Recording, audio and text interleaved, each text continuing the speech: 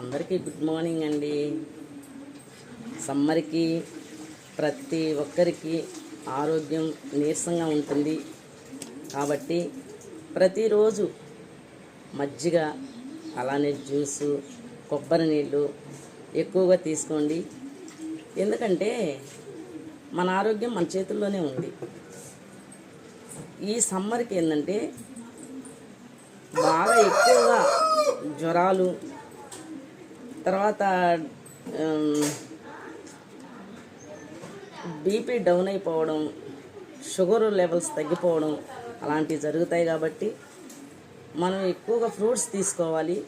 Plus juice చాలా important అండి. మజ్జిగ. మన ఆరోగ్యం మన చేతుల మీదనే ఉంది. మీరందరూ నేను చెప్పిన విషయం పాటిస్తారని కోరుకుంటున్నానండి.